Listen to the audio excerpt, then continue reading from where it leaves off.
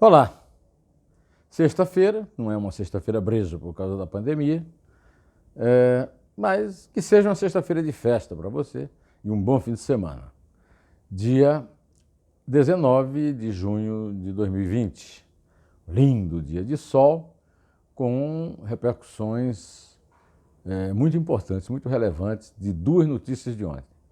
A primeira é a transferência de Fabrício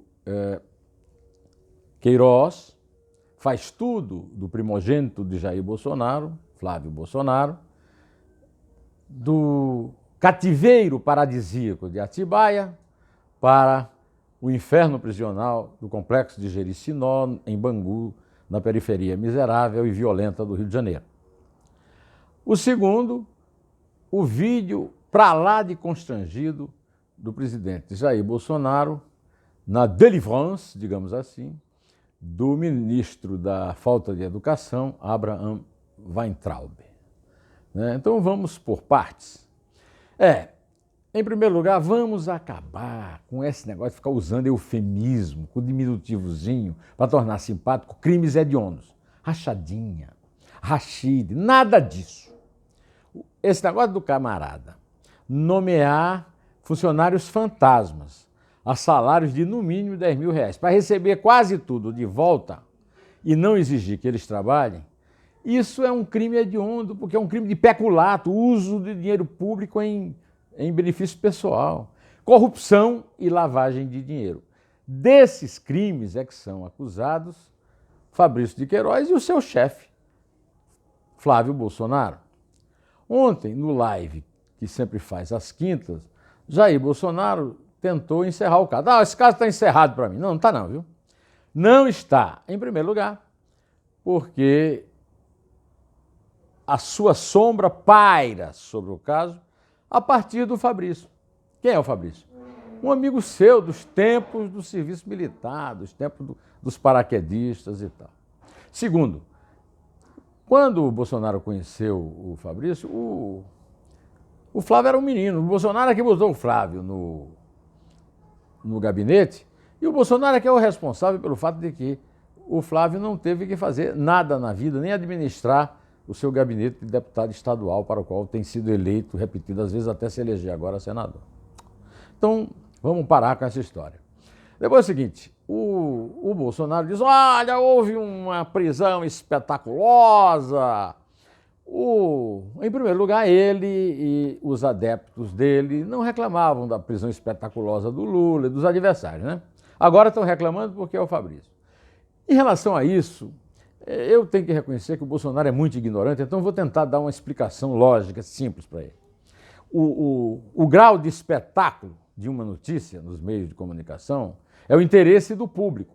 Quem manda é o público. E o público está interessadíssimo no Fabrício, porque sabe que o Fabrício sabe muito, quer que o Fabrício conte ao Ministério Público do Rio, e ao contrário do que disse o anjo Frederico Assef, o Fabrício foi várias vezes convocado a depor pelo Ministério Público e nunca compareceu, alegando uma cirurgia cujos efeitos não cessaram nunca no Hospital Albert Einstein, um hospital caríssimo no luxuoso bairro do Morumbi. Aliás, quando foi entrevistado pela revista Veja, localizado na lanchonete do hospital, o senhor Fabrício disse que morava no Morumbi. Quando interrogado pela mesma revista Veja e pela Andréa Sadi na Globo News, o anjo, advogado da família Bolsonaro, do Jair e do Flávio, o Frederico Assef, que não é nenhum gênio das ciências jurídicas, disse que não sabia do paradeiro do Fabrício. O Fabrício estava em um imóvel de propriedade dele, em Atibaia, e que ainda tinha uma tentativa de ludibriar a polícia, uma placa de escritório de advocacia, porque os escritórios de advocacia gozam de imunidade e com isso ele esperava tirar a atenção das autoridades quando viessem buscar o escondido, né?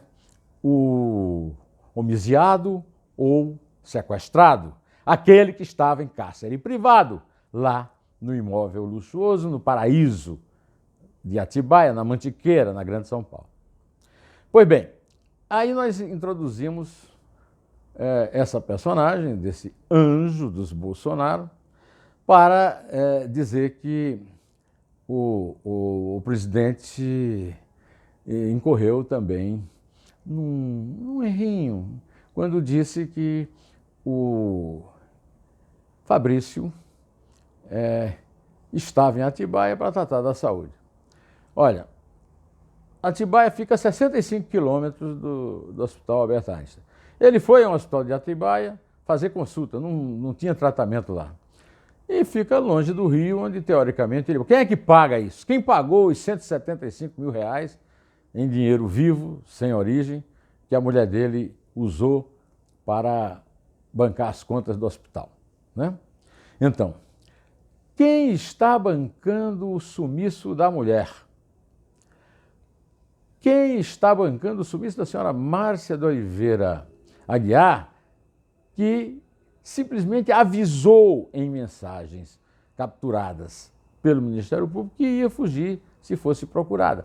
E para a tranquilidade dos Bolsonaro, que sabem muito bem que, de repente, o Fabrício, que é uma pessoa muito leal, deverá, teoricamente, ser mais leal à mulher. E é bom também avisar que nem cuidar de ter um advogado, o Fabrício cuidou. Ele se livrou de um advogado que achou estranho que o Flávio Bolsonaro não tenha sido citado no processo, não tenha sofrido nenhuma busca e apreensão nesse processo. Quando o promotor que o prendeu lhe perguntou se queria falar com o advogado, ele ligou para a filha, para dizer avise ao pessoal, ou seja, a senha para a madrasta, mulher dele, puxar o carro, o que, aliás, dá razão para a prisão, porque ele foi preso porque estava ameaçando testemunhas, tentando interferir em provas e também porque podia fugir, e isso está explícito nos diálogos que ele teve com a mulher. Agora, o crime do qual o Flávio é acusado é um crime que já também é cometido por muita gente em em todo o poder legislativo no Brasil. Mas o que pode sair dali é uma coisa muito mais cabeluda, se diria na gíria. É a prova concreta de conexões da família Bolsonaro, também do Jair Bolsonaro, com o capitão Adriano da Nóbrega, aquele que foi morto em Esplanada, no litoral da Bahia, numa tentativa de prisão muito suspeita de queima de arquivo. Os promotores do Rio localizaram negócios do Adriano com o Flávio, negócios imobiliários, e também localizaram uma consulta, um conselho que o Fabrício, um advogado da época do Flávio, e a mulher dele, deram, a senhora Márcia Aguiar, deram à mãe, dona Raimunda da Nóbrega, mãe do Adriano, a época em que ele passou a ser procurado pela polícia. Procurada pela polícia agora é a dona Márcia, e o dia que ela for descoberta, nós vamos saber quem é que financiou a sua fuga e talvez aumente o consumo de Rivotril nas proximidades da Alvorada, porque a expectativa é de que o Fabrício, digamos que relativize a sua lealdade aos Bolsonaros, sabendo que a mulher está presa. Bom, ontem também foi um dia em que o Bolsonaro gravou uma constrangidíssima live com Abraham Weintraub, de quem ele se livrou. Então, só para encerrar isso aqui com essa farsa, é bom deixar claro o seguinte: Abraham Weintraub caiu na desgraça do Bolsonaro porque teve a infeliz ideia de frequentar uma manifestaçãozinha de golpistas e fazer lá um pronunciamento e tal. Não é que o Bolsonaro achou que aquilo agravasse a situação do Weintraub, não. O Bolsonaro ficou com ciúme. É a mesma razão pela qual ele demitiu o Mandetta do Ministério da Saúde em plena pandemia. Ele tem medo do Weintraub vir se tornar um herói exatamente da extrema-direita que o venera e ameaçar sua reeleição.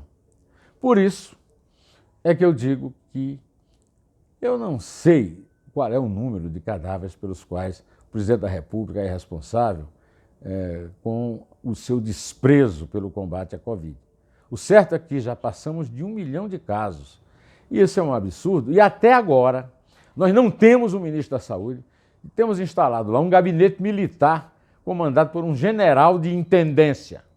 Aquele que, segundo Napoleão Bonaparte, deve seguir, nunca liderar uma tropa em batalha. Pois bem, tenha um fim de semana feliz, passe aí um bom tempo, fique em casa se conseguir ficar, se for possível para você. Direto ao assunto. Em pé, e só a verdade nos salvará.